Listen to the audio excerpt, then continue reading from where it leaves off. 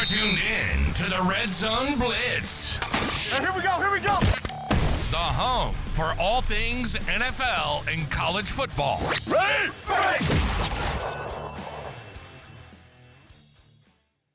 Steelers have wanted Aaron Rodgers back all along. They've made that pretty clear. In the exit meetings, the players wanted Aaron Rodgers back this year. That's been pretty clear. And when the season ended, my understanding was that the Steelers expected to get word on Aaron Rodgers from Aaron Rodgers in about 30 days. 30 days from when their season ended would have been roughly mid-February. So, mid-February, I circled back. Any word on Aaron Rodgers? Well, we should have word around free agency. I checked back at free agency. No word on Aaron Rodgers then. When is it supposed to come now? Well, Art Rooney says they're hoping and thinking maybe before the draft. Well, the draft is now, as we tape this, 8 days away. Still no word from Aaron Rodgers. Now again, what is this? Like he's talking to Mike McCarthy regularly. They seem to be going over things. Seems like he's interested in coming back, but he has not committed. So the question that I think people are starting to wonder and ask is, if he hasn't committed by the time the draft starts next week in Pittsburgh, do the Steelers go and consider taking Ty Simpson at number 21 from Alabama? Do they do that? Do they go and take a quarterback in round 3 or 4? There aren't a lot of second-round quarterbacks projected in this draft. Ty Simpson may go round 2, may not. But there's a gap between Mendoza and Ty Simpson and then the next crop of Carson Beck and Drew Aller and Garrett Nussmeier and whoever else goes there. So I just think the Pittsburgh Steelers are waiting like everybody else, and everybody has assumed all along that Aaron Rodgers would be back, and everybody has thought he would be back and expected he would be back. But if that's the case, why is he not back yet, Ty? And I do think that their backup plan, if he decided not to come back, would have been Kirk Cousins, pivoting to him. And now Kirk Cousins has gone and signed with the Raiders. So there is no real veteran backup pivot plan in the event that Aaron Rodgers should decide that he's not going to play this year. And again, if he was so convicted he was coming back, why isn't it done yet? That's my question. And when you speak to them, like, it's not done, waiting to hear. Like, I'm just saying it's... Thank you, Schefter. Basically, a nicer, calmer, more professional of what we've been bitching about for the past fucking month. Without the swear. Before you start, I think it's only right we give you a little intro. Go back to Matthews in his zone. Hard on the field even when he's home. Yelling, here we go, till his voice runs cold. Living like a legend in the black and gold. So, where do we want to begin? What do we want to say? Talking about this. I hate talking about this. I bet. Guys, I think I will let some of my co-hosts. You guys lock in here. You just ask some questions. Go ahead.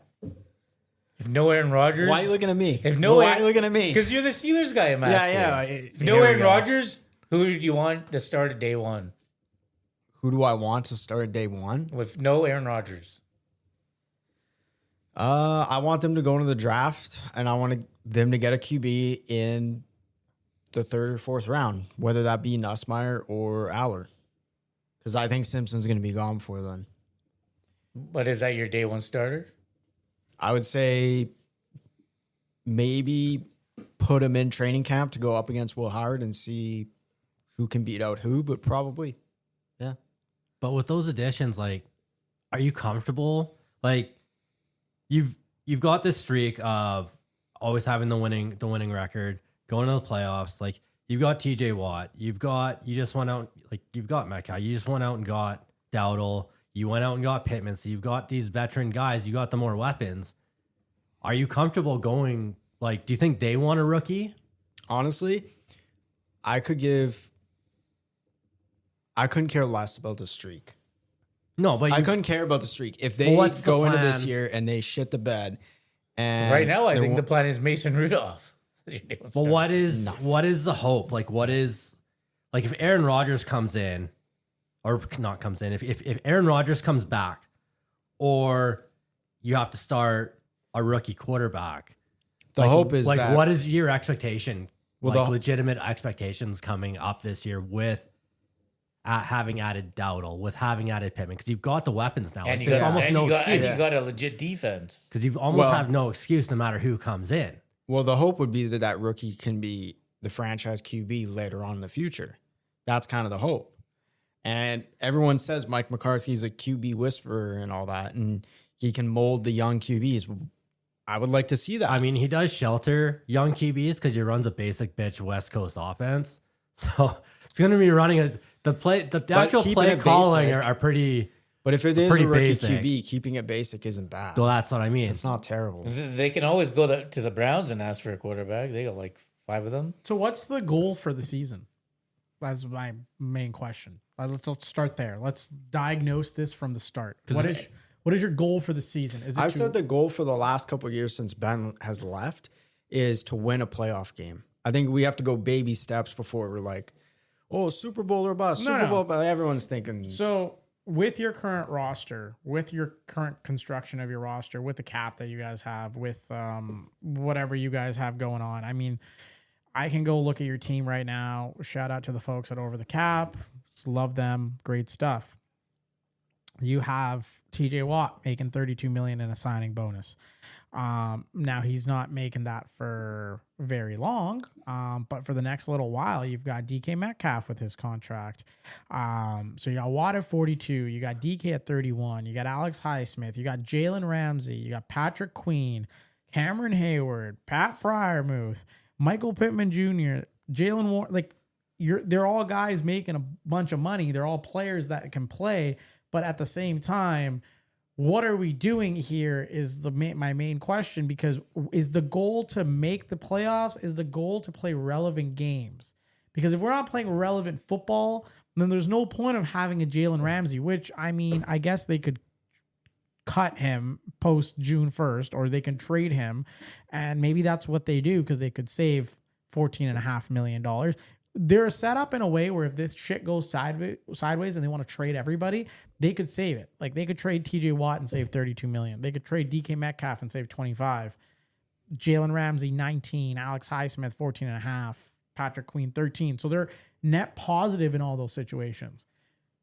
But are the Steelers going to commit to a rebuild? And is a rebuild what Steelers fans want? Because I do not think putting in any quarterback, no quarterback in this draft class will save you. I don't even think Mendoza will save you and be like, okay, let's hunker down on the backs of Mendoza and we're going to go all the way to, the playoffs. Let's just say the playoffs. So is it playoffs and try to win a playoff game, or is it let's rebuild? Because I feel like you're stuck in the middle, and this is typically where you are not good enough. And we live in a city where there's a hockey team that does this. So I can assure you it's either going to be a rebuild and you want it to be a rebuild, or it's going to be a rebuild and you guys are just like, fucking hell. If they were rebuilding, they should have started that at the end of last season. Right? They should have traded a bunch of these guys, man. Well, that's what I mean. You would have had a lot of picks this draft. You could have. They have a lot of picks. Like don't get me wrong. You would have had a lot more. They have they have the most picks in this draft, but at the same time, you could have added even more. You could have had even more. But that's what I mean. Like you've got all these veteran guys. Like if Aaron Rodgers comes back, they know what they're getting out of Aaron Rodgers. They want him back. They want him back. That's They've all why said they he's a want him veteran. back. Yeah. But if you have a rookie, do you think at this point in the career, this team as a collective, do you think they want to be run by a rookie quarterback this season? Not at all. Not at all. Which is why this whole, like, you've been saying that Aaron Rodgers hasn't been holding them hostage. Every quarterback now is gone. Like, the only way you're getting a veteran quarterback now is through a trade, or you're waiting till the end of training camp Or when you're one of them bringing back gets cut. someone out of retirement. Okay, I can give you some quarterbacks that are available if you want to go through them really quickly as an exercise. We can obviously Aaron Rodgers, right? Russell Wilson, he's available. But you're not bringing him back. Yeah, Let's be real. You're not bringing him back. I'll keep going. They might have to. No, you're not bringing him I'll back. keep going. Taysom Hill. No, he's not a quarterback. He's a utility. He's a There's no utility one left player. in free agency. You got Tyrod Taylor. You're not bringing Tyrod Taylor. You got Cooper Rush. You got It might end be garage. Hey, you can reunite with Mike McCarthy. you got Jimmy Garoppolo. You've got Brandon Allen from the Titans, who played about 4.6% of the snaps. Jeff Driscoll from the Commanders, he played no snaps last year. You got Phillip Rivers, who played 16% of the snaps. He's a UFA. And he's going to stay at UFA. And then you've got just a bunch of guys that didn't play last year, like the That's what I mean. They Easton waited so Stick, fucking long. Brett Rippon, John Everyone Wolford. else has found a home. So it's either Aaron Rodgers, a rookie QB, Will Howard, or you're basically Mason waiting Rudolph. till the end of training camp, hoping a veteran gets cut. But then your first couple games are almost a write off because he's got to come in, learn the system and everything. Like, I don't know, man. I think what you would hope is you draft a rookie QB, hope that McCarthy can groom him into becoming a face of the franchise if they can find a QB in the draft that can do that. And then depending on how the season goes, if they can compete to make the playoffs, that's great.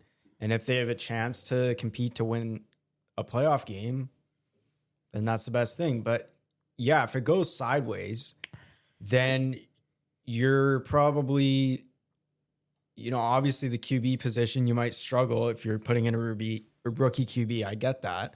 But if you end up picking high in the draft, that's not a bad thing. But then you get a better QB next year. But then you're then risking, you can run it back. but you're risking. How what are you going to run it back with? If like all those veteran guys I just said, all are like, nope, I'm done here. Like, it's Then over. you commit to rebuild.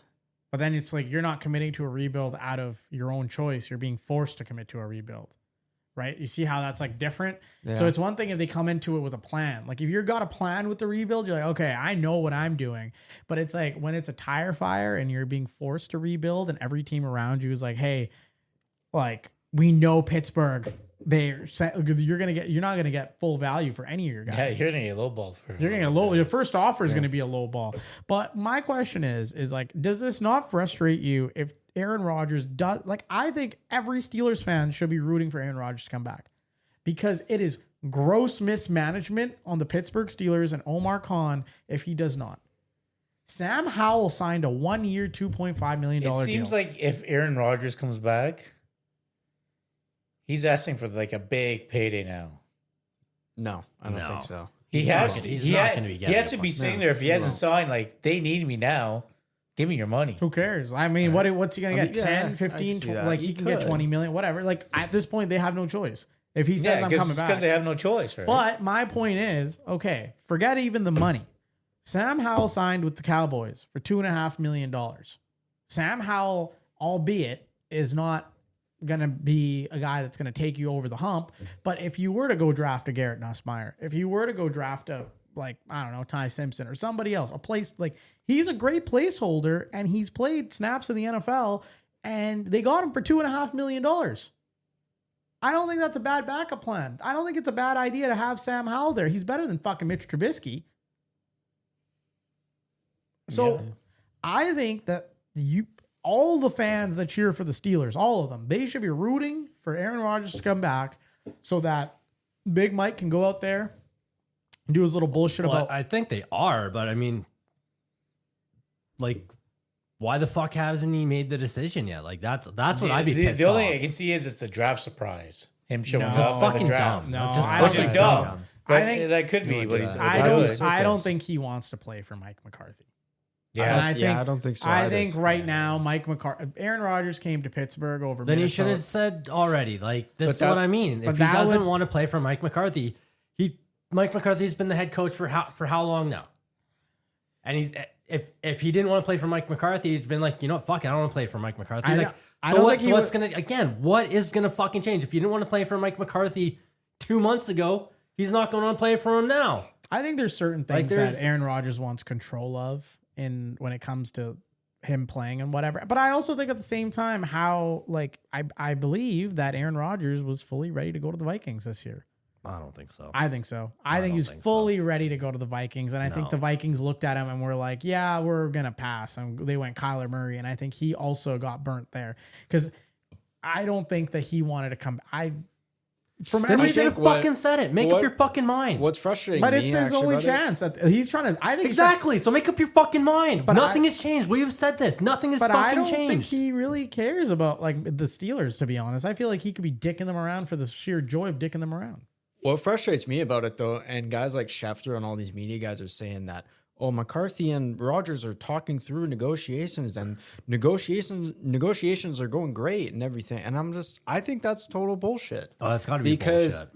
if negotiations were going great and Aaron Rodgers said he would give them ample amount of time before the draft, whether or not he wanted to come back with the team or not, then if they were going good, he would have already signed. He already would have come back. There wouldn't have been all this circus bullshit going around.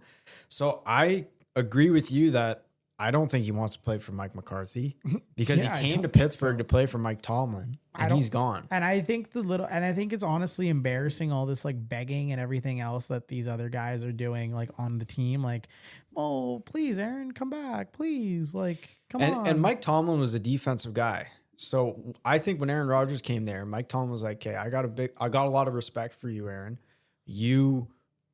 Because Arthur Smith can't run shit. Arthur Smith was basically just there for the vibes. Yeah. Like, I don't think he was actually had any say in whatever was going on. So he could just, he had full control of that offense, I believe. But now Mike McCarthy's there, and he's going to want to run his systems and change his schemes. And that's probably why Rodgers is getting mad. And yeah, I don't think everyone says, oh, Mike McCarthy hire. This is great for, Rodgers will come back. They'll reunite. I think it's a bad thing. Maybe they should have talked to Aaron before they hired Mike McCarthy. He didn't right? even want to draft him. I think he passed in the draft of drafting him. Yeah. No, you're only as good as your options. So, I mean, we will beat this horse till we get a decision. Hopefully we board the flight on Monday or Tuesday morning, and there's some sort of decision that would be made, because my, oh my, what a wonderful time it is to be alive. Because I mean, if he doesn't make a decision by Thursday, I assume we're going under the assumption he is no longer playing football for the Steelers. I would assume. Because that would be fucking hilarious if it's July and magically he shows up to Isn't camp. that also messing up with their scouting, like who to take? 100%. Their resources. Could. Like they might end up thinking we're getting like a They're non QB at 21 or whatever they're picking. If Ty and now they got to Simpson- take Ty Simpson. Now, right? If they had Aaron Rodgers and they're like, all right, well, you know what? We have Aaron this year. We can pass on Ty Simpson. It'll be fine. We'll go draft a guy in a better class next year. And now they don't have Aaron Rodgers. And Yeah. now they're like, okay, we only have one first round pick. The Jets seem to be very interested in taking Ty Simpson. Whether or not that is the case, who knows? The Jets could dangle it in front of them and be like, hey, you guys want to trade up? Because we're about to take Ty Simpson. We're about to get your guy. Regardless, they need to draft a QB. They only have 2 on the roster. I think they They will do need draft. to They draft will one. draft a QB. Whether or not the QB is like, I really hope the QB is not set up for failure and playing first round snaps or starting snaps. Sorry, come September. I really hope they don't drag him out to the Wolves. And here you go. Here's Kenny Pickett 2.0 all over again. But Yeah, that would be a disaster. I digress. Fellas, that's enough Steelers talk for today. Let's talk about some defensive tackles and some linebackers. We're going to dive right into it. Let's go with Caden McDonald first. Once again, for those that are maybe new here, we are going through Dane Brugler's The Beast Guide on The Athletic, going through all the positions, all of them, and talking about some of our favorites in each of the positions. And if you guys have any questions, you guys are disagreeing with us, you guys think we suck, you're a Steelers fan and you want to cry to us, you can write to us, redzoneblitzpodcast@gmail.com. You could also find us on the socials, redzoneblitzpod, on X, Instagram, TikTok. You can also follow Love Machine KK. What is it? KK Red Zone Blitz? I think so, yeah. Is that the handle now? Yeah, Yep. that's the handle. And what do we got? What's your handle? Craze Wonder. How- K with a K. KRAZEONER. Yeah, good luck. I gotta change it. You got to That's from what I did. That's my gamer tag. Everything I've always had. So We got to I'll figure it out. We got to figure But something for out. right now, Yeah. Fellas, let's dive talk into some it. shit. Yeah, let's dive into it. Caden McDonald, fellas, 6'2", 326 pounds. He had 7 sacks in a single high school playoff game. He had 46 career sacks and 131 career tackles for loss in high school. Those are absurd numbers. Yet his college production, 3 sacks, 8 tackles for loss, look pedestrian by comparison. When a player, something is going on. There's some sort of like, one of you guys is like, there's mic squeaking going on. I'm trying to figure out which guy it is. Can't be Of course, me. you're gonna blame me. It might be you, actually. It could be. Get closer. Mike squeaking? What do you Yeah, mean? I can like hear your guys' mic squeaking. Great audio that we're No. make Guru and Grave listener. I think you're hearing shit. I didn't hear No, man, anything. I could hear it. It's gone now. But for a brief moment, I could hear like okay, whatever. Anyways, when a player's high school tape is the most compelling evidence for their NFL ceiling and their college tape is solid but unremarkable, which data set do you actually use to draft him? And is Caden McDonald's floor in the NFL defined by his college body of work or what he was doing before the system changed him? I believe he had 3 years at Ohio State. So the But biggest. he's only Hey, whoa, hello. Go ahead. good. Oh, so I was gonna say that the biggest thing is obviously just the schematic changes, right? Like going from high school and college, you're playing under different systems. His biggest thing is he was a run stopping specialist. Like he's the best against the run in the entire draft. I think in the entire college football, he's a big fucker. Like. We say that nicely. Like, that was a compliment. Oh, Yeah. absolutely. With this all position, it's a good fucking, thing. with Yeah. all, he's just a big I don't boy, want him, right? I don't want him No, finding fuck us in no, the fuck streets no, of man. Pittsburgh and beating our Fuck ass. no. I meant that in a positive light. Yep. But you've got guys like on the edge with Arvo Reese. You've got other guys that are going to go after the quarterback. He's there up the middle, stopping the run, man. And one of the big differences too is Ohio State was so deep that one of the things with him is he didn't play a lot of snaps. Mhm. And that's not because of injury. That's because they had so much depth at that position. Yeah. They were in a heavy rotation. So he's only playing like 30 snaps a game. You can only do so much. Like your box score stat's not going to show up when you're only playing 32 snaps a game. Yeah. Yeah, he only started one season, right? And he only started One-year one season. starter, yeah. So yeah, the pass rush isn't there anymore, but you don't know because that wasn't his job. His job was to stop the run and clog up the middle. But if you look at the tape, he made so many plays stopping the run. And it's impressive that he was on a team like Ohio State. And you could see that, like compare it to Sonny Styles, Arvo Reese, Caleb Downs.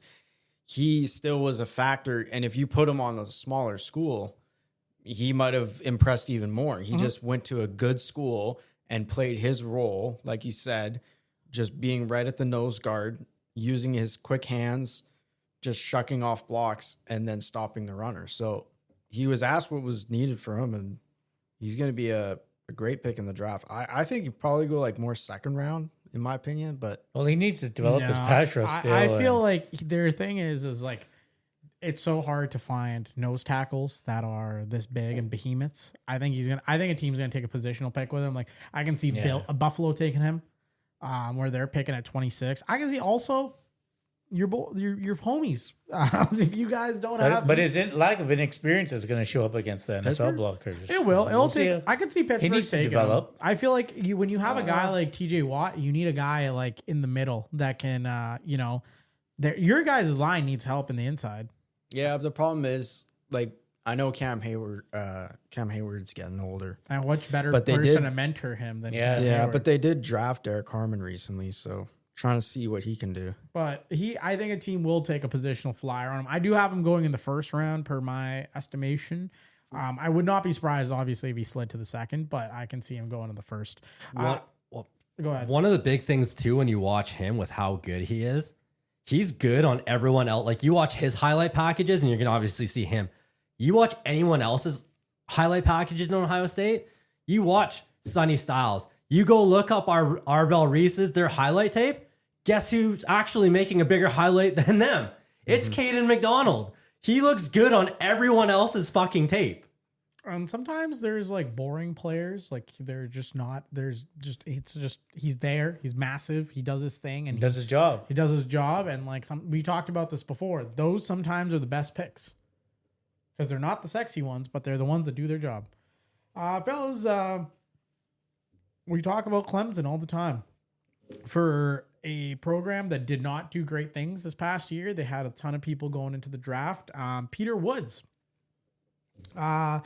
Peter Woods was called a potential top 5 draft pick before his junior season. He finished 2025 with 14 pressures and 2 sacks. The narrative around him is grading to the flashes. Here's the core tension. Every analyst says that he's got the elite tools. Every analyst also says 2025 didn't show them consistently.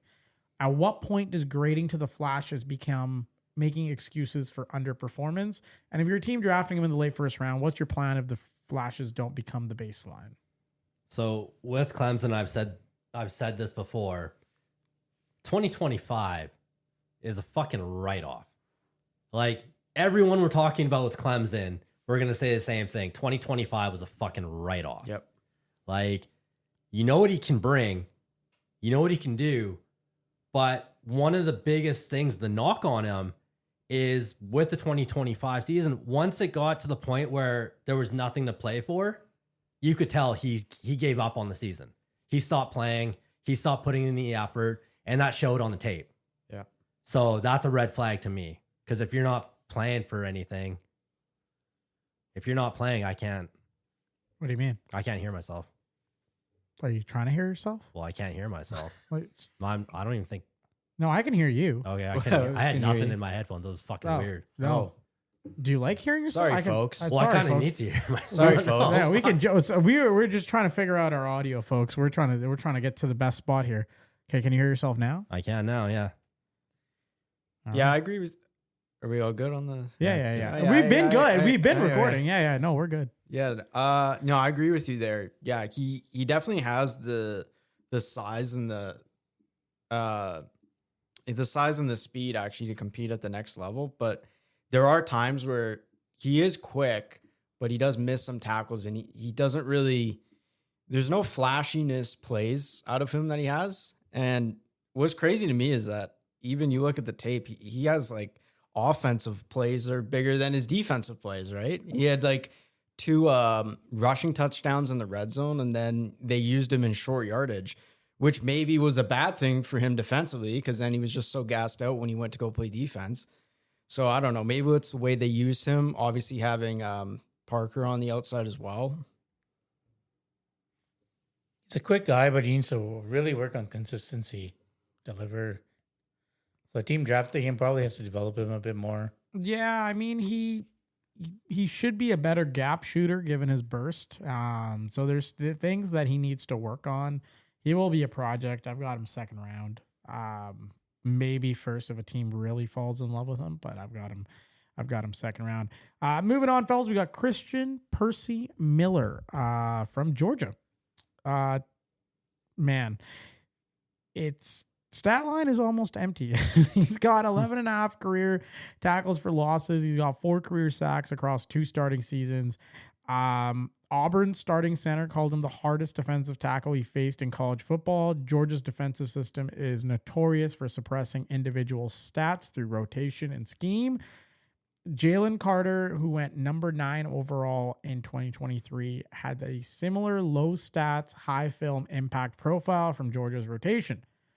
Now, is Christian Miller the next Jalen Carter, or is the Georgia rotation an excuse being used to paper over a player whose stat line reflects exactly who he is?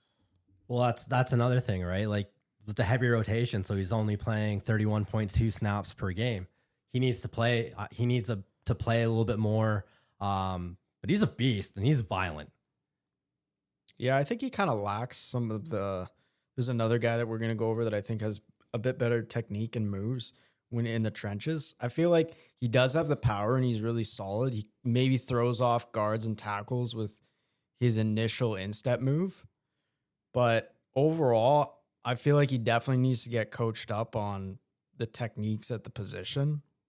And I feel like he might be a little bit undersized. Yeah, that's a fair assessment. He's a solid run guy. He'll be down on a lot of the run plays. I also like a run stopper. I just find it funny every year they do this with Georgia where they're like, oh, they're so old. Oh, they're so old. They're coming from Georgia. Oh, no, they're not going to be good. And they turn out to be just fine. Yeah, they produce Like, a lot of good they- talented they- players. He's a solid run defender. sometimes you don't need like the crazy stud guy being produced, but they consistently keep pumping out guys that are like active NFL players that are making an impact. So I wouldn't be too hard on Christian Miller. I think he's probably going to be a second round pick. Then we got Caleb Banks, 6'6", 327 pounds. He had outstanding 2024 LSU tape. So his mother was afraid of him getting hurt. So he didn't start playing football until late in high school. He then became a 327-pound, 6'6" NFL prospect. His 2024 LSU tape is outstanding. His 2025 was disrupted by injury. He's going in the second and third round. The question NFL teams are wrestling with: when a player has elite physical tools, flashes elite performance, and has a perfectly explainable reason for his down year, do you draft the player or do you draft the narrative? And how many times has the tape was good 2 years ago and he was hurt last year been the last good thing you ever heard about a player? That foot injury scares me because he injured it in spring practice. He wore the boot for a couple weeks. It fully snapped during the fall camp, which missed the season. Came back, but then he broke on the same foot. He broke another bone in the same foot, and that was right before the combine. He didn't even realize it till he was doing on-field drills. So that when it's been over a year on the same foot, the same injuries, that scares me a little bit. But he's another big guy. The only thing with him, he's got quick feet. He's got the movement. It's his reaction time. His reaction time from the snap is not good. Like if you watch any of his tape, there's a snap. He has that. Everyone else is jumping off the line into the whatever. He's the last person that moves. His reaction time is just not good. Yeah. Yeah, I agree. I feel like it's a shame because of his injury history, because I honestly think if he was healthy, and he could prove us wrong. He could work out in the offseason and training camp and be healthy and show that it's not an issue. But I think this guy could be the best defensive tackle in the draft. Yeah. I think the way he moves, his size, his power, the way he can swim, move on the inside guys, doesn't give him a chance. He has the size. He is a little bit slow, like you said, but I think that could just be a stamina issue. Like carrying that size, it's not easy running around the field at 6'6", He's really going to work well. pounds. Like if you watch film and it's more of a system pick, he's really going to work well with zone blocking teams. So teams that need a wide body run stuffer, they're going to be able to unlock his potential. He's also a guy that you can put in different spots. Yeah. Line, So right? he's going to be, I think he's going He's to got that be, versatility. you're going to hear his name a lot. Like when he's in the league, and you know what? Knocking on wood, I don't want any of these prospects to have shortened careers. Even the guys drafted by Philly, I just hope they request their trades and get out of there at a good, decent time. But you're going to, if he stays healthy, you're going to hear him a lot. You're going to hear Caleb Banks making impact plays and stuff and runs, and especially with his frame and the way he can move. Yeah, I agree with you, Matt. I think he's got probably the potential to be the best guy. It's more so the fears that Brandon brought up, where it's as a team, do you take a first round flyer on him? Do you take a second round flyer on him? I've got him going in the second round. I can see a team going in the first round. Yeah, late in the first. I can see a team that is, That has a team that has patience. the board's gotten wiped out. They have a big need at defensive tackle, and then they go in, they take Caleb Banks, and they work from there. So I would not be surprised if he goes in the first round. Now, Lee the Fridge Hunter, the defensive tackle, number 5 on the Beast Guide, 6'4", 318 pounds, from that all just blowout team in Texas Tech when it comes to their defense. Man, okay. So what do I have on him? I've got so Lee Hunter left Auburn and posted on social media that they treated their players like we wasn't good enough and like dogs. He was a 4-star recruit who was redshirted and never played a game. He then transferred to UCF, became a 3-year starter, signed a lucrative, that's the key thing with Texas Tech, lucrative NIL deal to come to Texas Tech for 1 year. And his former Texas Tech teammate, Emmanuel Pregnon, himself, a 2026 NFL draft guard, said Hunter was the toughest player he faced all season. I guess here's the debate. A player that publicly burned his bridge at Auburn, then followed a coach to a mid-major, then chased an NIL money deal to Texas for 1 year. Does the career arc say opportunist who goes where the deal is best, or resilient competitor who bet on himself at every stop and always delivered? And finally, does it matter to NFL teams what his motivation was as long as the tape says he was dominant? So I'll answer the first question first. So I'll repeat the question. Does his career arc right now, Mr. Fridge Hunter, does his career arc say that he was an opportunist who just follows wherever the deal is, the best, or he is a resilient competitor who bet on himself at every stop and always delivered? Can the answer be both? Like, he went to Auburn. It was terrible. It didn't work out for him. Mm-hmm. Sometimes it just doesn't work out for you. That's why you see a lot of guys transfer out of year one. If it doesn't work out for you, the system, whatever doesn't work out, it doesn't work out. So he went public out. though, right? Character issue, in my opinion. Well, I don't think so. Went out to UCF, balled out for 3 years. And then, you know what? In the NIL, are you blaming him? I think because you're going to start seeing this. You're like, how many guys now have transferred every fucking season? Yeah. Everyone now is an opportunist. Now it doesn't matter. Like, loyalty is gone. It's betting about on getting that himself bag. to do what he's got to do. You're to getting get to that the next bag, level. but yeah, you're betting on yourself. Like, you're getting that bag, but you got to go and put the work. You got to show out. Yeah, I sympathize with him in some way. Like, I sympathize with him in some way where he was redshirted as a 4-star recruit. So a lot of guys redshirt as a 4-star, 5-star recruit. But that's what I mean. A lot of people do that. So it's like, you're not the first guy that has happened to. So his whole bitching and complaining in the media with his whole ties with Auburn, I think that drastically dropped his his character issue. Yeah. Because you can't have a guy bitching and you're gonna have tough conversations in the NFL. He's not gonna be fucking sunshines and rainbows. You don't need this guy going on and holding a press conference on Twitter, basically being like, "Well, fucking, they're treating me like a fucking like a dog. They're not treating me right." Blah blah blah. Because there's tons of shit at stake and things run. Like, maybe most people didn't know that he did that at Auburn because the scope wasn't as big. But if he gets drafted the Bills, or he gets drafted to New England, or he gets drafted and he tries to do that thing there, it's not going to work. Oh, it won't fly in the NFL. It's not going to work, and he's going to get cut, and he's going to go somewhere else, and he's going to get cut. And it's just, it's in college, a lot of programs will give you the grace because you are so dominant, and the college football programs need you to win. In the NFL, if you are a liability to them, they will get rid of you. Checkmate Antonio Brown. Checkmate Le'Veon Bell. Like, All right, that's enough. checkmate, like George Steelers, pick, George pick, like, That's enough. they will get rid of you. And Who's next? we make it a joke where we talk about like we talk about it with the Steelers, but in terms of like almost every organization does it, where there's a guy that you're like, okay, this is not working out for me anymore. You're a head case, you're a headache. It's more work keeping up with you and trying Deion to. Coleman's on the bubble in Buffalo, right? Exactly. So I think that is definitely a character flaw.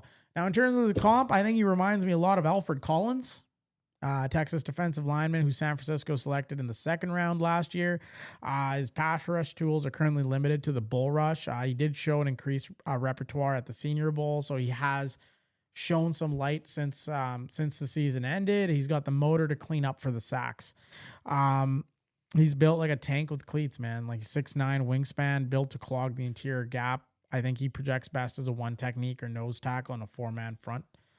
I don't hate him. I've got him going 2nd or 3rd round. But he's another guy that, with the pass rush, that wasn't his job. No. His job was to blow up the gaps. His job was to contain the quarterback. Yeah, let the other He did a guys- lot of hold and contains. He blew up the A gaps. You let your edges, like David Bailey, fucking go after go after the quarterback. Yeah. His job was to contain, to make sure that quarterback didn't get out of the pocket. Didn't get out of the pocket. Yeah. But two of the things I think are the best for him 1, he played in 52 games, never been injured. That's huge. 2, he's probably faced more double teams than anyone. Yeah. Like every time he lined up, he was double teamed. So he's used to getting double teamed. So going up to the next level, you know, if he gets the double teams, he's seen it before. If he just gets coached up on like a stronger base and more explosive, because he had lowest vertical by 3 inches at the combine, you could really see a guy that is, you know, relevant in the pass rush game. They could, if they swing it outside, he doesn't need to rely on guys like Height or Bailey or Rodriguez to go get the runner. I like him going to one team in particular is the Lions. They've got a Lee McNeil already. I think if you put him alongside with him, now you're cooking. Now you got an Aiden Hutchinson on the side that can go hunt, and you got a guy like you're solid in the middle there. So I like him going. I like him going to Detroit. I think he could be a good fit there. Also, you're coached by Dan Campbell, who's a real players coach, and like I think Dan Campbell's a straight shooter and like tells you how it is. And I think that might work out best for this guy. Moving on, fellas. We got to get through this here. We got Dominique, Big Citrus Orange. Iowa State, 6'2", 322 pounds. Big Citrus snap count jumped from 28.2 to 45.6 per game in 2025, nearly doubling his workload. His production went down, so Brugler flags conditioning on this one. The math is uncomfortable. When you give a player significantly more playing time and their impact decreases, what's that telling you? Stamina issue. Yeah. Do you think that can be fixed? Conditioning, strength and conditioning coaches. Easy fix. Takes a little bit of time, but it's fixable. But don't expect him to play 45 snaps as a rookie. So we talked about character. We talked about a guy that, like in the previous one, went to a different program or went to different places. Big Citrus said no to Ohio State to stay at Iowa. Does that tell you anything? Like, do you value that at all when it comes to making this decision? Like, hey, this guy could have gone. He very well could have hunted a national championship by going to Ohio State, but he chose to stay at Iowa State. Matt Campbell has a thing about loyalty. A lot of his guys. Well, look at going to Penn State. He brought all of his guys to Penn State. Mm-hmm. He's always just got that. He's built that culture where guys buy into him, his system, his culture, everything. Guys at Iowa State have been loyal to him. But one of the big things is he was ready to quit football. He was a selfish kid, and Iowa State, he says, Iowa State changed my life. So why would you leave if you bought into Matt Campbell? If that's a system, because if you're in a good support system and you leave that support system, what's your chances of they don't have the same support system, or you don't gel with that system, and all of a sudden, you know, your old habits come back. You start being selfish, say, fuck you, I'm going to get mine, which that does not work at Ohio State. Yeah. Or if you just fucking quit, say, fuck it, I'm out. So with a kid like that, I give him all the credit for staying at Iowa State than going to Ohio State. Question for you. What's the position in football that you think right now it's the easiest to transfer out? Like the system or playing for specific systems, it doesn't matter. Like obviously kickers and punters, sure. Like, okay, let's get that out of the way. But like, would it be wide receiver? Like, cause no, you could run, there's not many wide receivers. There's not really specific systems for. I don't think it would be any of the skill positions. Receivers. Yeah, it wouldn't be any of the skill positions because I'm thinking O-line or D-line. Because I think I'm thinking O-line and D-line is probably the toughest to when you're transferring out. Because you're playing a specific system, you're playing with specific guys that you're playing. You're almost playing off of each other.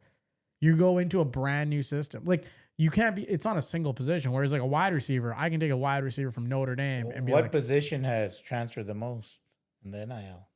Oh, that's a good question. We can ask. Let's do that. But you guys give me your rationale. That's got to be a wide receiver. I was thinking maybe someone in the secondary. I think to expand on Big Citrus here, like you were saying. No, tell us about which position transferred most, Matthew. Fuck Big Citrus. I'm thinking probably. It is wide receivers and cornerback safeties. They have transferred the most. Okay. Yeah, I guess wide receiver is probably the easiest plug and play position, and then I don't think that. I think the wide receivers, because whoever was your wide receiver 2 doesn't want to be the wide receiver 2 anymore. They want to be the wide receiver number 1. But my Yeah, thing so is when like, you go to another but school, like when yeah. you think about it, like if you're a school going and trying to poach a wide receiver, does the scheme they played in before matter when you're poaching them? I don't think so. I think Well, it depends on what your quarterback can throw and what routes he can throw and what routes because the wide receivers, how I rate them is I almost rate them individually on shit that they can do on their own. Like some guy can be like a really good, like I don't know, really good route runner versus a really good vertical threat versus a guy in the slot versus like somebody that is playing on the defensive tackle. I almost have to look at, okay, like what scheme were they running in Iowa? Like, can that scheme I translate? can see wide receivers being there because you want to play with the quarterback that's going to get you the ball. Yeah, well, Otherwise, you're nothing. wide receivers are also the divas, which are most likely to get unhappy in a certain situation where they're like, okay, I don't want to be here anymore. But yeah, sorry, That's why Matthew. guys probably look at, where am I going? Who's that quarterback? Yeah, exactly. Right? Wrap up Big Citrus for us. Yeah, I just think, like you were saying, the Ohio State system, probably just didn't fit him. He would benefit, like you were saying, about a player's coach. If he played for a guy like Dan Campbell, that'd be good, because then it's like, I need to work on, this part of my game. He is a bit clunky, but Hey, Mike he has the McCarthy size. also players coach. Apparently, the streets are saying What streets are that? the streets, Him and his streets, right? the street outside his house. They're all saying he's a players coach. So like the 5 people that probably live in his neighborhood. The fucking 90-year-olds. Oh, Like, hey, who's moving in next door? Mike's Yeah. coming home. Oh, Mike's coming home. Huh? Yeah, no, I think that's fair. I think he would benefit from having a system where there is a player's coach available. Ripping through these guys, last 2 left. Tyler Onienum from Texas A&M. I hope I said his name right. He transferred from Iowa State. Wow. Well, Look at that. there goes that. There goes that. There goes that There goes that point. Maybe that's why Dominique stayed, right? More He playing transferred time. from Iowa State to Texas A&M and immediately produced, finishing second on the team in tackles for loss behind an All-American. That's a successful bet on himself at the SEC level. He did it in a very strict household with a value system his parents brought from Nigeria. Also, one thing I have learned, I have been around some Nigerian folk. Those folk do not play. They do not play around. No, they're very serious people. Very serious. They do not play. There's no jokes. There's no like fucking around there. It's business. It's straight business. So that checks out. Guys, I think it's more of a personal question because, like, obviously, like, he's got good tools. He did well, but do you also put in weight into like the family background? Like, he comes from a disciplined household. Things are very like, to the core. You got to get good grades. You got to do things the right way. Do you think like NFL teams, when they're doing this kind of testing, when they're interviewing these guys, how much of an impact, if you were an NFL GM, would you put on the person's family background and where they came from? This is also off the cuff. By the way, to the guy that keeps fucking emailing the fucking NFL, I hope you're fucking listening now. Brandon's about to tell you how he only drafts kids from the hood. Well, Brandon's like, I want them only from the hood. I want single mothers. Yeah. Mendoza on the Raiders. Yeah. I don't know. I don't know about that. I don't know. He's too perfect. Yeah. He's too perfect. he grew up in a fuck around, find out family. Yeah. So he's, like I said, very strict. He's a guy that's going to listen. He's a well-mannered guy. He's a guy that's going to listen and he's going to do his fucking job. Yeah. He's going to do his hard. fucking job. He's going to work hard. He ain't going to say shit. He ain't going to bitch. He's got that respect. He's not going in to him, cry. right? He's also He's not got going the to respectful mentality. He could prove me wrong on this one. He's probably not going to be the guy at Bucks Wild on a Monday night. No. Like, he's probably not going to be the guy. You never partying know, it. man. You I never know he could prove me wrong. Some of the talent at Bucks Wild can sway a man. He could make you proud. He could make me proud there. He could be in the Fort Worth area doing his most. But also, no more free ads. Every time I say it, you guys got to stop me. We're not fucking giving him free business. He could be at the establishments. Sorry, we'll say it that. Okay, what the fuck? Chica's Bonitas. He could be at Chica's Bonitas. Last one. That was the last free plug for any adult entertainment establishment. You know what's crazy? You just introduced this guy as being the most well-mannered, and then we're just fucking. We're gonna break him out of his shell. Let's fucking get him in the fucking. No, could you entertainment establishments? Could you imagine we actually do get a partnership with a strip club? Fuck. We would be talking about the most wholesome things, and then we would segue into. So that's great. So you got milk. You know who has milk? Chicas Bonitas. Strong bones on that guy. He suffered an ACL injury, but he returned three touchdowns. You know where else you could get milk? Chicas Bonitas.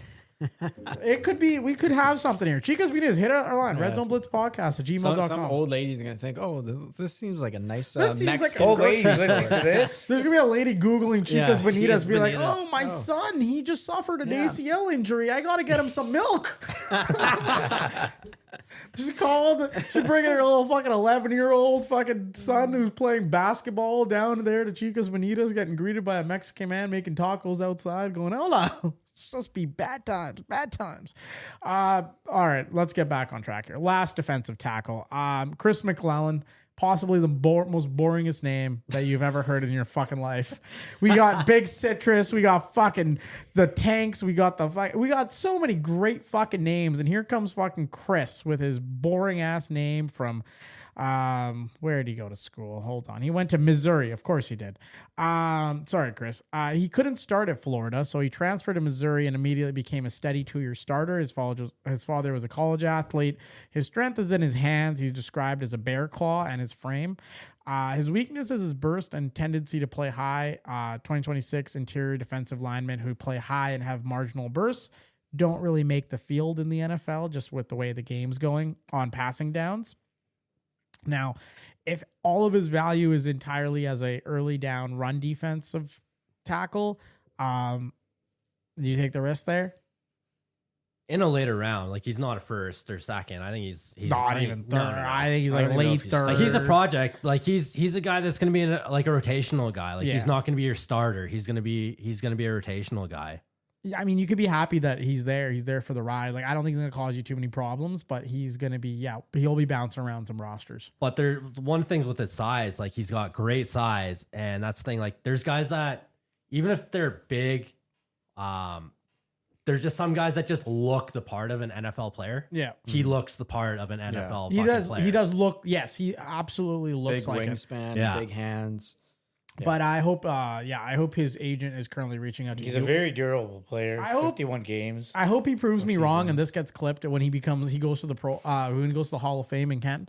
I hope his agent is reaching out to U-Haul because I think there's a lot of moving going on in this man's future. He's gonna be jumping from team to team. That would be a great. Stop plugging the Well, ads. he's a very good God. locker room guy too, right? Stop doing it. No, I can't You now. you can't not plug in the ads. I'm trying to show the people what it could sound like to be a part of the Red Zone Blitz experience. You too could have your ad played on the Red Zone Blitz. I predict that like our hoodies that you just got us tonight, they're gonna have like ads all over them. Yes, we're gonna have a patch. We're like a fucking NASCAR We're driver. gonna look exactly. like a European hockey team where it's just fucking patches everywhere. It's going to be all the strip clubs on the back. Yeah. There's just gonna be some titties. There's gonna be it's just gonna be real eye grabber for you guys. Also, we have been reached out. We have been invited. I don't know if we're gonna take them up on their offer, but we have been invited by a Pittsburgh establishment. Oh fuck yeah, we're going. We're fucking going. We have been invited. I believe, I don't want to murder their name. I got to give a shout out if you guys are in the area. Pittsburgh, they're flying in talent, ladies and gentlemen. They are flying in talent for the NFL draft. Well, yeah, we're flying Yeah, I'm not in. surprised. We've Yep. been invited. Cheerleaders, Pittsburgh, 3100 Liberty Avenue. Apparently the party is going to be going on all night. It's going to be a wild time. Please give them a call at 412-281-3110 to book your package now. Kenzie Taylor is coming in for Matthew will like Kenzie Taylor. Oh, yeah. Yeah. Oh yeah. Look, the eyes Already just looking up the place. eyes just brightened up. So Ken, there's tons of stuff going on. They also have some Chicas Bonitas. They have Cinco de Drinko on Tuesday. That was very well done. Thank you very That's much. one of your better. Thank you. Better Better impersonations. I've been practicing for the time I get to go to Chicas Bonitas. I'm really sorry, Cheerleaders Pittsburgh. I totally took over your ad with another strip club, your competitor. But okay. Everybody needs to go look at the tag. Go on Instagram right now, search Cheerleaders Pittsburgh, and go to the location. Like, click on the map one, and you'll be able to see the pictures. It's literally one guy. There's one guy that has been over the years posting pictures and tagging cheerleader. Oh my God. He's in every single photo. Do I give him a shot? Do I give him a shout out? Guys. Yeah, why not? Okay, actually, I'll send it so you guys can actually see his. I'll send it in our group chat right now so you guys can see. Hold on. This is actually might be the funniest thing I've ever fucking come across. Is he still posting? Let me see what he's posting recently. This is a total segment. We're getting to linebackers. Don't worry, you're fucking on for a ride. Oh my God. Okay, so. Okay, he might have moved on to a different club now. He's also aged like a ton. You know who he looks like? Dude, every single post on... You know who he looks like? Oh my God. Okay. Like, go tell me. Remember that time we went out? Yeah. Oh, which one? The guy that wanted to fight our Uber driver? Yes. Does he not look like him? He kind of looks like a blacker version of him. Yes. This is one of the, he took a selfie with one of the strippers. He said, "I love seeing my friend Venus. She's one cool and personable and humble person. It's always fun talking to her whenever I see her. She's so positive and so loving and so caring. I have nothing but love for her and all she does. She's one of the prettiest women who work at Cheerleaders. She's such a beautiful and humble all-around person. Truly blessed and privileged to know her and be friends with her. She's one stellar person inside and out." Well, Steve, Earl Jones. He seems like the guy when you're there is going to be like, "Hey, that's my girl." No, You're he's the next girl. Well, Hey, that's my girl. I'm happy for him. It seems like he's found his Anna. I really hope we don't Diana Rossini his situation. No, and get him like fired. From No, his there's job. no way this guy has a job or a wife. There's no way. No. There's way too many stripper fucking selfies. Oh my God, Steve, what are you doing, buddy? He's living the best fucking life. He's going to be very confused when there's an influx of like 100,000 people in his joint, and he's going to be looking around like, what the fuck is going on here? But You're in my seat. Yeah, you're in my seat. I'm a regular here. Those are goddamn. my ass. Those are my titties. But yes, the draft is happening. It's going on. You can also reach out to them on Instagram, Cheers Pittsburgh. That is their Instagram handle. They are gearing up for the draft, fellas. They are bringing in, like I said, talent. $2 Bud Lights. Kenzie Taylor is in town. April 23rd to 25th. They're open 11:30 a.m. to 4 a.m. They are going to be open all the time. So shout out to them. Well, I guess we won't need to go back to the hotel room. Yeah, we just chill out there. Yeah. All right. Shout out to those folks. You know what? We did our thing. Now let's go linebackers, fellas. Let's go linebackers. Let's go plow them like Steve Earl Jones or whatever his name was. Linebacker 1. Here we go, Cowboys. We're trading up. We are fucking trading up. Like, Absolutely. we're gonna It's trade gotta up. get done. We're going to draft this guy. It's going to happen. It's going to be beautiful. We're going to like it. I'm going to buy a Styles jersey. It's going to be fucking How fantastic. many jerseys are you going to buy? Which, if they draft a Jermon guy, McCoy. if they draft a guy, okay. Also, Jermon McCoy, that's a very valid point.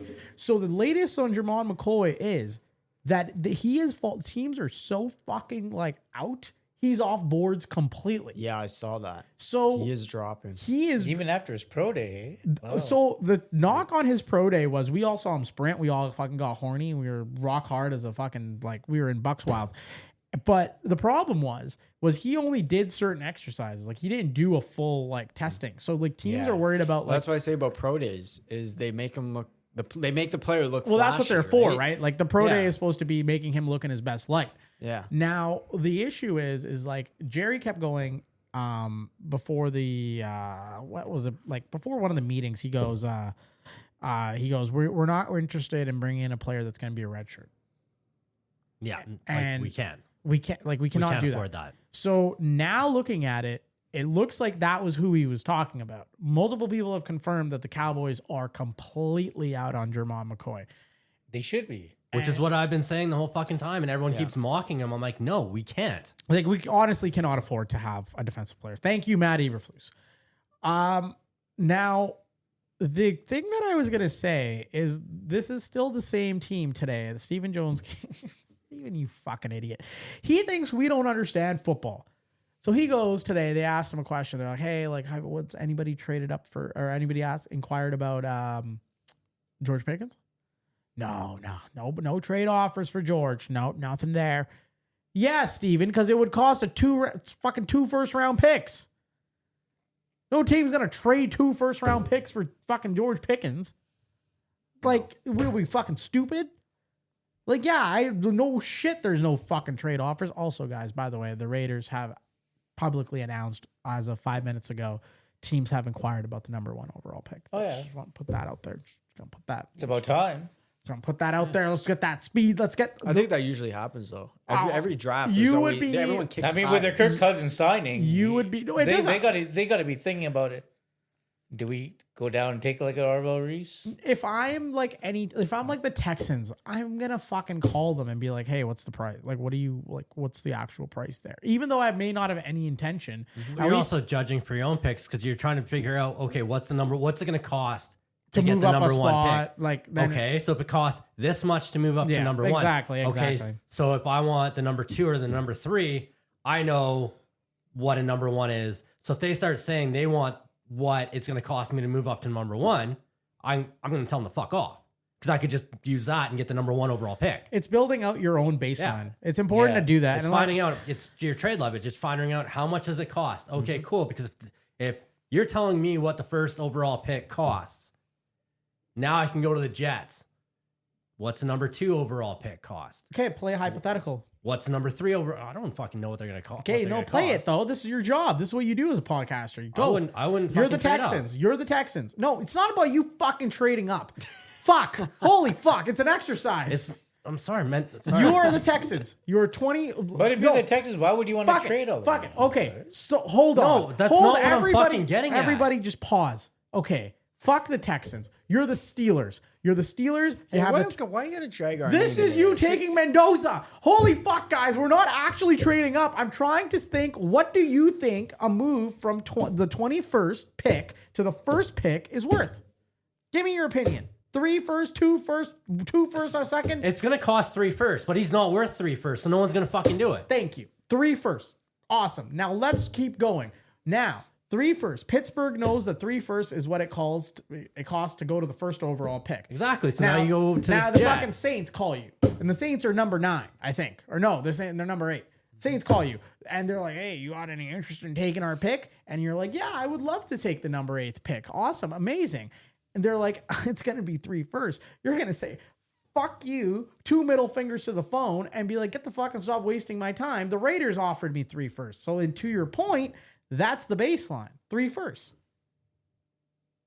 Yeah. Right? So any team that comes after that comes in, like if the Jets come up to you and they're like, yeah, it's 3 first, it can't be. Exactly. So that's what I was trying to say. Yes. Like you're just gauging. So you're just gauging on what each pick is going to cost because that way you know if you go down and say, okay, now I want, you know what it costs to get the first or the second. If I just want to go and get the 5th, yep, I'm going in with an offer and whatever they counter with. So I already know. I would not. I know I brought it up, but I would not gauge too much into the Raiders saying they got calls. I think they're going to. No, you're just gauging on how much it costs so that you know how much the next picks cost, the next pick after that cost, and so on. But do you see like even like the Raiders, like that article, it doesn't drive the same buzz as the Cowboys. No. I've seen like 8 articles today about the Cowboys doing fucking 95 different things, and I'm just like, at some point they're always trying to do 95. It's clickbait because people fucking buy into it. They don't do anything. You follow them. They've never fucking traded up like recently ever. They don't do this. This is not a normal thing that they do. But like, can we talk about like the fucking like? Does anybody care about the Jaguars? No. Does anybody care about? It's because everybody just wants to talk about the Cowboys. Thank you. So when you guys get on us about why are you guys talking about the Cowboys? But it seems like everyone here is talking more about the Steelers than they. Well, the Steelers are Because just we're becoming that circus. no, we're just pity. Well, you got talking Mike. That's disgusting. why. You're, Yeah, see, it's you're trying disgusting. to resemble the Showtime Cowboys. I understand what you're trying to do here. Fellas, we got to go to the guy who's actually Showtime. Let's actually fucking lock in here. Sonny Styles has a 43.5-inch vertical, a 4.46 40, and the rare ability to cover tight ends, slot receivers, and play in the box. His father won a Super Bowl ring. He graduated high school at 16. His only career interception is flagged as a weakness. ESPN's Louis Riddick praised him elusively. Chris Sims calls him a freak of nature. Yahoo Sports said his elite athleticism means you need character issues or low production to deter teams, and Styles has neither. Yet he's somewhere going between 4 and 13 depending on the mock. Is Sonny Styles the safest top 10 pick going in the entire 2026 draft? Yes or no, and why? Yes. And the big reason for that is the durability. Like, he played as a safety. Now he's a linebacker. He could probably go back and just play as a safety and be just as fucking good. Like, in coverage, like his tackling, everything about this guy just screams superstar. Like, and it's exactly what the Cowboys fucking need. Yeah, it's so hard to. I couldn't find a flaw in his game. He's Like- fast. He's got the size, the speed, closing speed on runs. Versatile, can play anywhere in secondary, pretty much. He's so even just like his acceleration. If he drop backs, he's dropping back to pass. The pass goes out. He anticipates it. He can make the play, turn over the ball. A crazy thing that I read was he received a standing ovation during a formal interview with an NFL team following his on-field combine performance. So if you're a 21-year-old and you have an NFL organization that just did an interview with you and said, this is the guy that wore the Block 0 jersey, which is like given to an Ohio State player that is just screams excellence and all that for the program. And they're giving him a standing ovation after an interview. And you're like 21 years old. That's crazy. That just screams that this guy's going to be a future star. But yeah, like everything, there's no flaws. He can play in man. He can play in zone. He can play up on the line in press coverage. He can drop back. Jeremiah Love The guys is the can best. fucking tackle. He doesn't miss tackles. He's going to catch up to you. His side-to-side movement. Everything about this guy. Like, yeah, there really is no fucking flaws on this guy. Like, Jeremiah Love is the best prospect in the draft. Sonny Styles is the second best prospect in the draft. A lot of teams don't need a Jeremiah Love. everyone needs a Sonny Styles. Everybody needs Sonny Styles. Now, why is he ranked like 6 of the 13 ranked? You're gonna get positional things, right? You're Positional gonna get things like you're gonna get teams galaxy braining this. And listen, Never know. Some team might jump all the way up to 3 too. well, Right. the only people I trust when it comes to Cowboys news have reported that there's 2 players that the Cowboys deem to be we cannot skip on them if they are there, and that is Sonny Styles and Jeremiah Love. There are 2 players. I don't think they're going to trade up for Jeremiah Love. No. I do think that They would trade up for Sonny Styles. I think that absolutely. the Giants, unfortunately, have the same idea that there is only 2 players for them that they would like, and that is one is Sonny Styles and one is Jeremiah Love. Now The Cowboys got to jump ahead of they the have to Giants go now, right? to the They'd have to Cardinals. go to Cardinals, yeah. 3 or 4. Yeah. I don't think the Titans are going to trade down. They might, but I don't think they want to trade down all the way down to 12. Once again, they might, but I think the Cardinals have a dance partner there, and I think if it costs you 2 firsts and you can get the 3rd and maybe a 3rd or a 2nd or whatever, I'll take it. Give me Sonny Styles. Let's get this thing going. You pair this guy on with Overshawn, it's gonna be a magical time in fucking AT&T. Yeah. Taking the Cowboys out of this, man, barring some sort of freak injury, barring some sort of crazy fucking incident, barring some sort of crazy Bucks Wild incident or whatever, Chicas Benitez incident. We need a fucking one of those counters. How many fucking times do you say Bucks Wild in an episode? You got it. I'm Say trying it. to. Now it's Day Chicken one. Bonito. I'm working for the sponsorships, fellas. I'm working for the sponsorships. Yeah, barring some sort of I don't want to say barring that he gets fucking AIDS from a stripper and like his Why are you ability. going that route now? Well, AIDS? I was trying to. That was be, quite the fucking. I was trying Yeah, to like- say barring his fucking leg falls off from an STD treatment gone wrong. Okay, is that better for you? You're just making things What worse. Do you the see how- fuck are you going on now? But do you see how I think easy? it no, is. I don't leg falls understand off. what the fuck we're talking about Do now. you see how easy it was when I said barring an incident at Bucks Wild? But you guys were so complacent and no, why must But if you his say- leg falls off, he's not going to be in the NFL at all. What So- the fuck are you talking So about? barring, I have no idea what so this guy's talking barring about. some sort of crazy freak accident, which is what I'm fucking saying, you fucking lunatic. That's not what you're fucking saying. Is your leg falling off from a fucking STD treatment gone wrong not a freak incident? Why are you trying to say Your this leg guy's fall stuff off. anyway? Stay off the weed. Guys, if a fucking crack your beer open. Do you need, guys- You fucking need it. do you guys know what a freak incident is? Yes. Yeah. I'm not saying he gets fucking in a car accident and he fucking No, never he's gonna been go to a gay. strip club. He's gonna get fucking Yes. AIDS. Yes. And then he's gonna lose his leg. yes. And a car accident. What the? That is a Drink freak. your that on the fucking way beer. That- You need a fucking sip that of beer. is You need a freak. beer. That is a all rushing to Just AT&T drink your Stadium. fucking beer That and is shut up for a freak- minute. That is a freak incident. That is a freak incident. You guys are clearly reading too much into this. My I'm not reading any of it at all. I don't understand what the fuck you're talking about right now. Sonny Styles man, is, I'm Sonny Styles is not man. allowed Sonny to go to Styles, Buck yeah. Wild. Fuck. I'm dealing with a bunch of fucking disgruntled people right now. A bunch of old guys just screaming, "Get off my lawn!" Barring some sort of freak incident, Sonny Styles is going to be a Hall of Famer in the league. That was my fucking point that I was making. Fuck. That's the point you're making. That was where I was going That's to. where you were going But with that. suddenly we wanted a Bucks Wild counter, and we needed You couldn't just say he's going to be a future Hall of Yeah. Famer. no. You had to. I had to paint a picture. Did you really forget the graphic times of your picture. days at USC? How you were closed-eyed and painting pictures of Hollywood? There's a picture that needs to be painted. It can't just be fucking. We can't just get to it.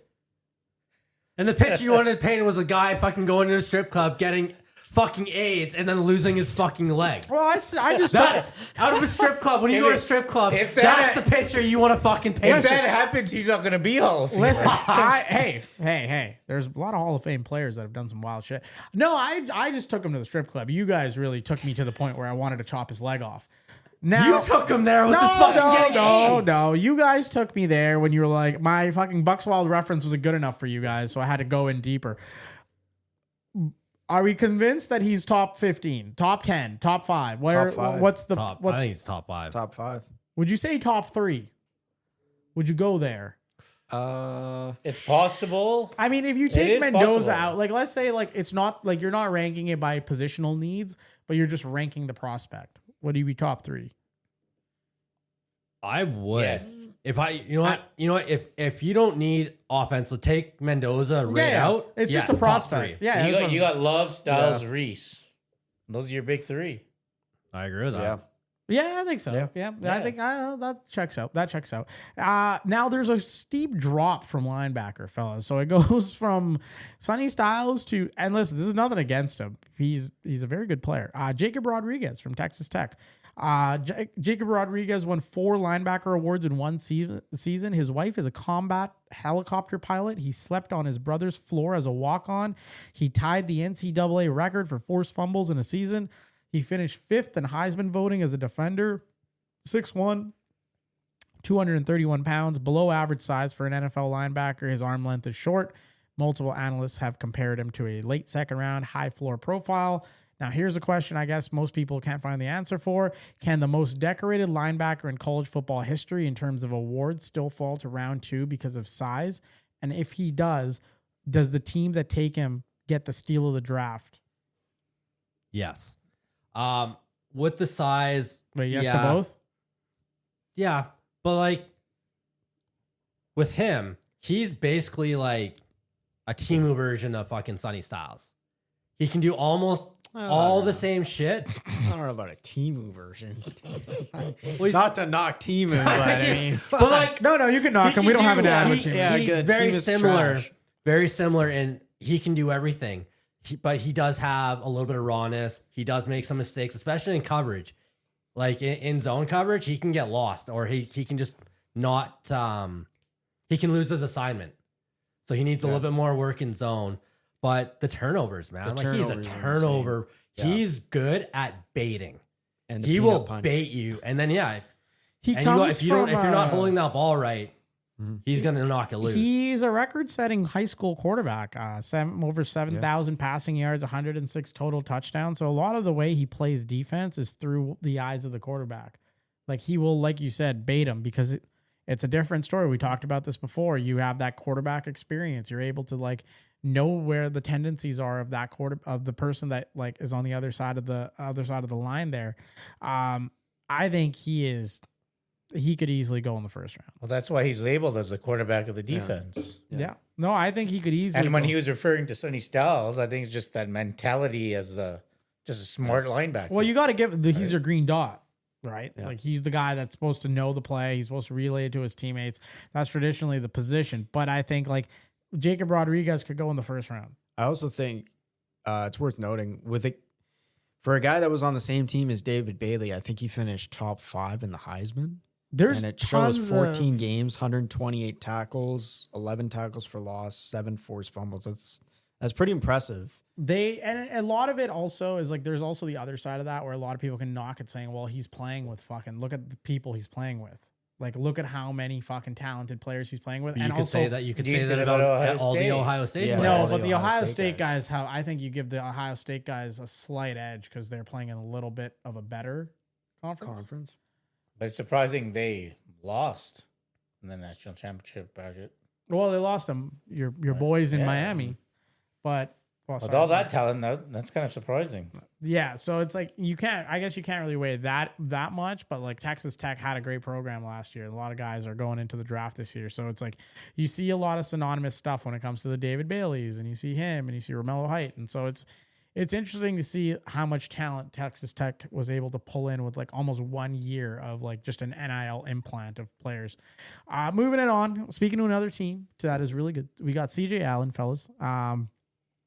CJ Allen started at Georgia as an 18-year-old freshman because Glenn Schumann said his ability to handle information was ahead of the older players. He's now 21 and a second-round prospect. He's dedicated his 2025 season to his grandfather, who coached football for 30 years.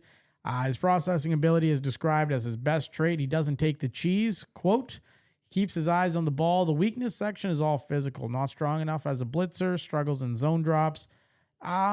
Do you think it's possible for a player that has that much elite football intelligence, but he doesn't have the physical traits just there to have them developed in the NFL, and maybe he's a year 3 star versus a year 1? Coaching, man. Coaching is huge. Yeah, he's going to need a lot of it in the passing game. He's a great downhill runner, though. Like, out of all the guys we've talked about, if they hand the ball off, he is, like, right in the backfield, coming right at you. His size is a bit concerning. And laterally, I don't know, he's a bit slow lateral side-to-side movements. Yep. So, I don't know. I would be a little bit worried about picking him in the second round. I think he even might follow the third. Yeah, I think so. He's a long-rangey athlete with closing speed. I guess he needs to like mature that stack and shed and coverage recognition. There's upside there with him, though. There is upside, and it's funny because like when mocks first came out, like aside from Sonny Styles going in the top, like CJ Allen, like he was like late teens, early 20s. I saw in the, like the first mocks that came out. He's obviously dropped a little bit, but like he's a coachable guy that can be coached up, team guy. But it's just crazy how he was rated so high. Teammates. Like he's good, but he needs a lot of coaching up. He needs the snap count. He needs to put in the time. But I just think he was a little like overrated. Like just seeing how high he was going on these mocks. But that's the thing with like big schools like Georgia and the SEC is they're going to get that recognition. But then once you keep looking at the tape, you're going to have a second, third take, and then you're going to be like, I don't know, maybe this guy shouldn't go that high. So as good as it is to have the spotlight on you at Georgia and the SEC, it can backfire. And in his case, it maybe has backfired a little bit. That segues into our next guy. A guy who had a lot of expectation, a lot of hype 1 year from now going into the next season. A lot of people had this guy circled in as the potentially a first round pick as well, is Anthony Hill Jr. from Texas. He wore the green dot, so we talked about the play calling helmet as a 19-year-old sophomore at Texas. That's usually a responsibility given to senior veterans in college football. Here's where things get confusing. His instincts are described as average and reactive rather than anticipatory by Brugler. They gave him the most trust and sensitive responsibility on the defense in 19, but his instincts are considered average by scouts. How does that happen? And then also, is wearing the green dot as a sophomore evidence of his processing that is not showing up on tape? Or did Texas give a 5-star recruit a responsibility that, masked what the scouts are now catching on film? I don't know, man. If you ever watched the games, this guy's a fucking, this guy's a game changer. This guy's a fucking wrecker. Like, this guy's everywhere on the field. He is all over the place. Like, you put him with either him or Jacob Rodriguez, if neck and neck. Like, you could pick one or the other. Yep. I like his backstory. That's why I like him the most. Born in the same hospital as Barry Sanders.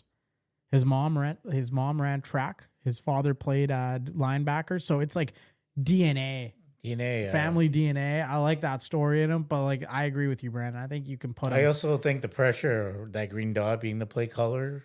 There's a lot. At a young age, that was the pressure. There's a lot. It's a lot. That slows your own game down a second or two. Because you're worried a little about. You're worried about everything else being perfect. Like, he can cover a lot of the field.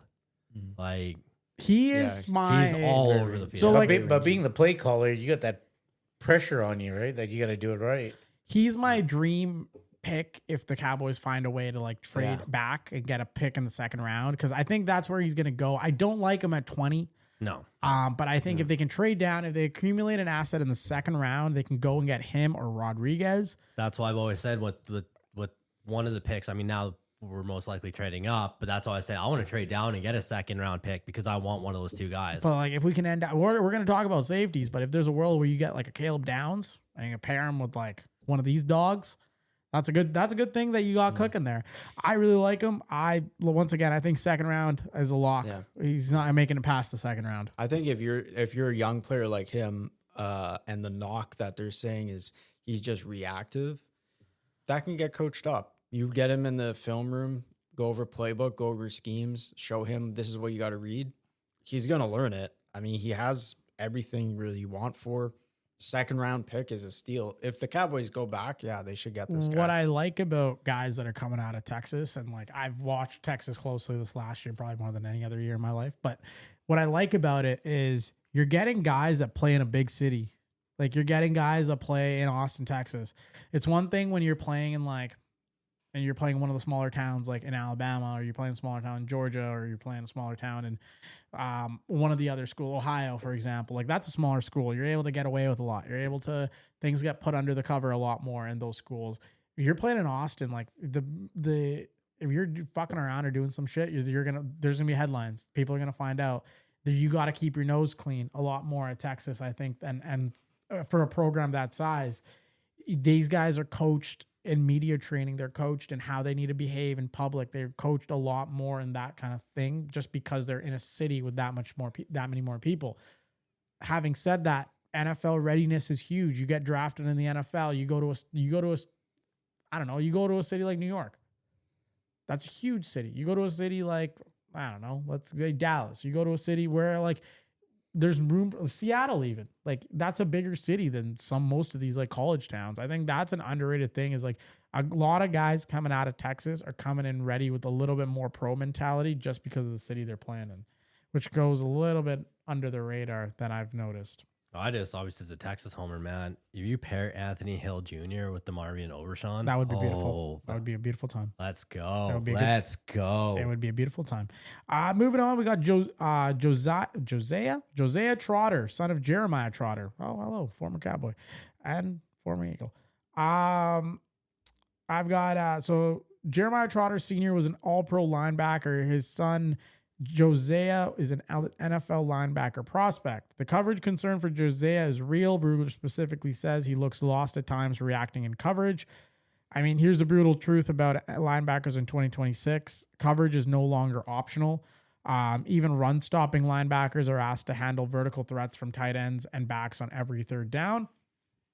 If he inherits his father's physical gifts but not his coverage development, does the NFL dynasty story end here? He's got to get better in coverage. He's got to. That's Like his biggest one. like he's only going to play. Otherwise, you're going to only play in the early downs and you're going to get rotated out. Like, so you're only going to be a spare. Yep. But yeah, I don't like him a whole lot. I like the next guy a little bit more than him. I think he's a 3rd round, maybe like a 4th round. It all depends obviously on how he interviewed and all that other stuff, but I'm not a huge fan. He needs to work a lot on his coverage. But he did have an ACL injury his freshman year, so that it cost him. So he was a 1-year starter at Missouri. So we'll give him that. Moving on. I like this guy, Kyle Lewis out of Pittsburgh. He is a high school safety who converted to linebacker. He's 6 foot, 220 pounds. He's being asked to play NFL linebacker. His strength is coverage. His weakness is taken on blocks in the run game. So he's kind of that modern NFL hybrid linebacker. Think Devin White, Devin Lloyd. He's 6 feet, 220. The run game liability is real. I think he will be put on mostly on passing downs. He's got to like bulk up if he needs to. he's small. He's a smaller guy, but I think he can make some noise. The narrative around the Steelers taking him has gotten bigger and bigger. Since he's a local kid, he's a fan favorite. Heading into the draft in Pittsburgh, so I wouldn't be surprised if they go there. But he was playing the nickel role, so you know what? I like him going in the third round, 4th round, same kind of range. Next one, we got Keyshawn Elliott, fellas. Keyshawn Elliott is one of 10 children. He's that's Wow. Yep. He is modeling his NFL career after Fred Warner, a player who himself was a 5th round pick who became a first-team All-Pro. The Fred Warner path is a template that Elliott is consciously following. High character, excellent communication, scheme intelligent linebacker who compensates for his physical limitations with football IQ. Now, the question is whether the path is repeatable. Fred Warner was once in a generation. Is trying to be Fred Warner a realistic NFL developmental path, or is it setting an unfair benchmark? I think it's kind of setting an unfair benchmark. It's hard to, yeah. I feel like it's one thing if teams are comparing you there, but like if you're giving yourself that comparison, you're already putting yourself behind the 8 ball. He was the only Power 5 player with 90 plus tackles, 14 plus tackles for loss, and 7 plus sacks. So he did have over 300 career tackles. I think he has the skill set. He's a smart player. I would like to see him being successful. I also think his future might be in coaching, unfortunately. And the last one, I put him in because go Horned Frogs, go TCU. Caleb Alarms Orr from TCU. He has more tackles than Jacob Rodriguez in 2025, and Rodriguez won 4 National Linebacker Awards. I think the difference there is a little bit of it is conference prestige, scheme complexity, and Rodriguez's turnover production. Alarms Orr played at TCU. Rodriguez played at Texas Tech. Same conference, yet their draft grades are separated by multiple rounds. Do you think that's a gap in evaluation justified by what scouts see in the tape, or are the tackling numbers at the same conference level being discounted because Rodriguez's story, walk-on, wife in the military, all the awards are more compelling to evaluate subjectively? I think it's the turnover rate that really gives Gives him the edge. There's Yeah. Rodriguez the edge. Yeah. Yeah. No, I like him. I think he's a smart guy. He comes from a smart household. Like He's fast. he is He's fast. quick. He's quick. So he is a guy that I would not have any issues taking a flyer with. If you have a 4th round pick or a late 3rd round pick, he's a guy that, like, you know what? He may not get the fans riled up as much as a Jacob Rodriguez pick will, but who knows? You translate his game, you find him the right coach. Like KK said, 22.68 miles per hour on the 40-yard dash. Here I'm reading he's the hardest work on the team. He watches film. He trains well and all that. I'm sure his teammates are gonna say that. They're not gonna say he was, being a degenerate and betting on Hawaii Rainbow Warriors at 2 a.m. no shit. But like all that Well, that's stuff. not from Steam. That's from NFL Scout. Well, they get it from a source, but I think I just think in terms of his skill set, he could play in the NFL. Like the NFL is becoming a quicker game. He can actually do it. He will have to clean up some of his games. He doesn't consistently leverage inside gaps. He can be redirected. So he's going to have to work on that. And maybe if he adds a little bit more to that, causing the turnovers, being more disruptive, you might see him making some plays out in the NFL. But it's crazy when you go. So we just went through the list of the linebackers, and really they only have Sonny Styles projected going in the first round. It's the only linebacker. And if you look at the other guys, you can say the reason is because of how good he is in pass coverage. The other guys just don't have his skill. But with these other guys, there's another guy, Jake Goldie for Cincinnati. If he shows, they've said before, if he can show and prove himself in special teams, then he could find a starting role on the team. So a lot of these guys, if they can prove themselves in the special teams, which a lot of these later guys will do, they're going to have to do, or if they can improve in pass coverage, then they could eventually become starters. No, this is an exciting thing to watch. It's going to be exciting to watch. Hopefully we end up Sonny Styles in the right position and in the right team, but he's going to be an exciting player to watch when it comes to his future in the NFL and where exactly he goes. Because like you said, he can do it all. He's one of one. And the drop off is just evident of that, of how much the drop off is after him. I also just think the linebackers are getting a little overlooked just because of how deep this draft is for edges. Yeah, that's true. Like there's a chance for if this, you had a couple edges that weren't going in the first round, you could have Jacob Rodriguez, Anthony Hill Jr. going in the first round on a regular draft. So I agree with you. I think you never know. They might end up jumping in the first round. You never know. Teams might get a little crazy, boys. Teams might get a little crazy. We are almost a week away at the time of recording. By the time you guys hear this, will probably be less than a week. There'll be some crazy new rumors about which team's going to do what. It's going to be a wild time in Pittsburgh. Fellas, there still will be no news. There will still be no Aaron Rodgers news by the time we record. I guarantee you that will still not be a thing. Once again, if you are listening to us on any audio platform, please remember to subscribe. Please remember to find us on YouTube. Subscribe to our channel, Red Zone Blitz Podcast. We're going to be coming up with some exciting stuff down the line. If you don't follow us right now, you can follow us on Instagram, TikTok, X at Red Zone Blitz Pod. I will be tagging my co-host socials in the coming days. Make sure you guys all follow them, argue with them. They love it when you guys get in their DMs. Talk some shit. They love that. KK is just nodding his head I don't know if I really love that much.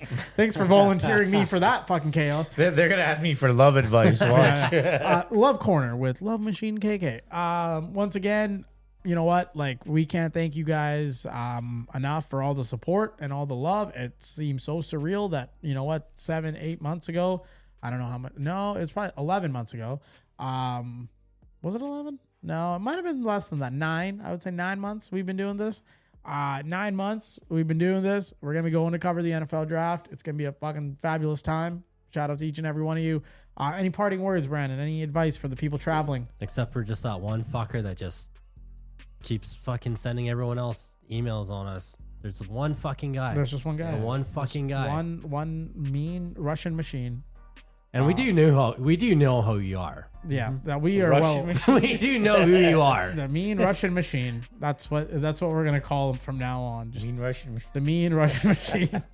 Yeah. Shout out to all. I mean, there's no really.